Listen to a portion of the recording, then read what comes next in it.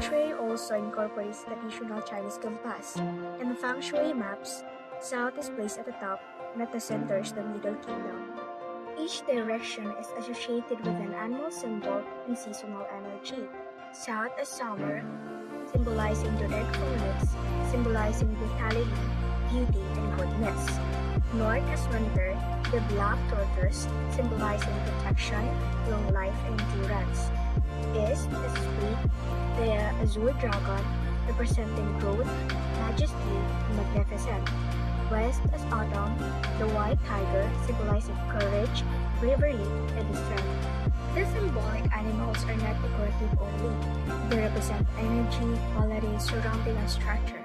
For example, a strong black tortoise energy means having support behind you, such as a solid wall or mountain. Symbolism play a major role in Feng Shui, making it deeply connected to art and visual representation.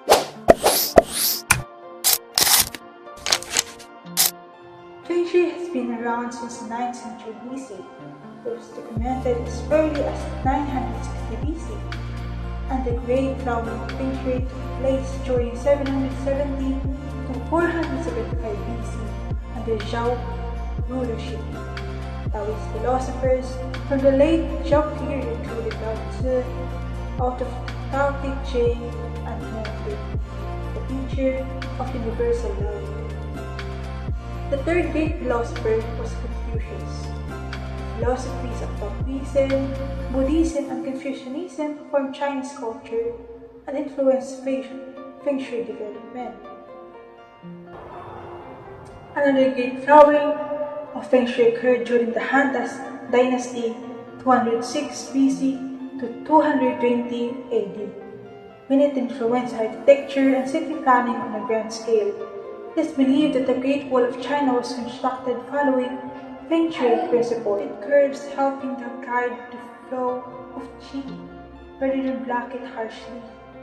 Over the centuries, Feng Shui spread beyond China into Korea, Japan, Vietnam, even Singapore, and even modern Western architecture. Today, many corporations consult Feng Shui experts for construction of office buildings and continued relevant proofs of its lasting cultural impact. In architecture, Feng Shui influenced everything from the orientation of a building on its site to the placement of doors, windows, and even staircases. Buildings are cited to face favorable directions, with the main and which I believe to create harsh cutting energy. In interior design, Feng Shui shapes the layout of furniture, the choice of colors, lighting levels, and the use of natural materials. All design room following Feng Shui principles achieve what great achieves: a sense of harmony, proportion, and purpose, where every element serves the whole and nothing feels out of place. Let us move to practical applications, the do's and don'ts. First, fix your squeaks. Does your entry door squeak or whine when you open or close it? Hold that door hinge and create more positive energy when you enter and leave your house. Second, use your front door. Many people use the back or garage door out of convenience. From a Feng Shui perspective, this may limit good energy and opportunities in your life. The entry door represents how Qi enters your home and life. Start using the front door at least once a week. The more often, the better. Third, place a Feng Shui fountain near the entrance. Water represents wealth in Feng Shui. It is advantageous to place a water element, such as a fountain near the entry of your home, just inside or just outside. The most important part is that the water should be flowing towards the center of your home. That means the world has the opportunity to pour into your life. Fourth, address the space above kitchen cabinets. Check if your kitchen cabinets are built up to the ceiling or if there is space above them. That space attracts dust and stagnants energy.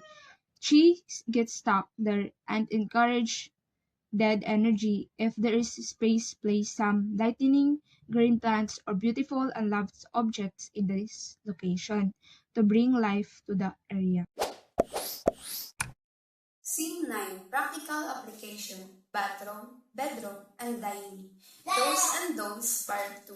5. Keep the bathroom door closed and the toilet sit down. In Feng Shui, water symbolizes well and water going out of the home represent loss. Keep the toilet seat covered down and the bathroom door closed to reduce this effect. 6. Place your bed in the commanding position. This means you can see the door while lying down, but the bed is not directly in line with the door. Ideally, you can be diagonally across to the room from your bedroom door. This position promotes security and control. 7. Cover the TV in your bedroom. The active energy of the television as well as its electronic aspect may be disrupted to the calming a quiet energy, more conductive and sleep. Find a beautiful scarf or a pop fabric and toss it over the television when not in use. 8. Clean all windows. The windows symbolize your eyes to the world. We want to be able to experience and see everything the universe has to offer. Clean away the grime to open your eyes and brighten your space. 9. Do a space clearing. Our homes retain the energetic imprint of those who inhabit them. Burn Palo Santo is smudged with white sage, or spray natural orange essential oil with water to clear old energy and welcome fresh. New Chi, imagine the space being filled with positive energy and your dreams for the future. 10. Avoid dining table corners pointing toward places of rest. This arrangement also suggests an awkward layout for access and circulation. 11. Opt for round oval shapes when choosing a dining table. This allows qi to flow gently throughout a room to minimize the distance of food items from any family members. 12. Throw away cheap and broken dining ware. Your plates, glasses, and utensils need not to be new, but presenting well-maintained. One, reflect positively on you in front of guests. 13. Display fresh flowers and round balls of fruit on the dining table. These represent freshness and richness in your home. Do not use dried items, however, as they allude to something artificial. 14. Remove clocks and television from the dining room. They are distracting for dinners and limit social interaction. 15. Opt for natural element in the bedroom. Windows offering ample sunlight and green views and natural wind help you relax and rest. 16. Choose subtle and neutral color schemes for your bedroom. Your sleeping area should focus on maintaining a quiet energy. Even children could benefit from relaxing bedroom. That's all. Thank you. Feng Shui teaches us that space is not neutral. Our environment influences our thoughts, emotions, and interactions. By applying ancient principles of balance, yin and yang, the 5 elements, the Bagua, and directional symbolism, we create harmony between ourselves and our surroundings. In art appreciation, we study balance, composition, proportion, symbolism, and harmony. Balance asks, are the visual elements distributed so that no single part overwhelms the rest? Proportion asks, do the sizes and relationships of elements feel right together? Harmony asks, does the whole feel unified and resolved? Feng Shui applies the same artistic principles not to canvas or sculpture, but to life itself. A feng shui informed room achieves balance by distributing furniture and energy zones so no corner feels neglected or overwhelmed. It achieves proportion by scaling elements to the space. A large room calls for grounding substantial objects. A small room calls for lightness and openness. It achieves harmony when every element, color, texture, light, and layout works together to create a single unified feeling. And like great architecture and great art, a well-arranged space communicates something beyond the visible, a sense of rightness, of belonging, of peace. It transforms space into a living artwork.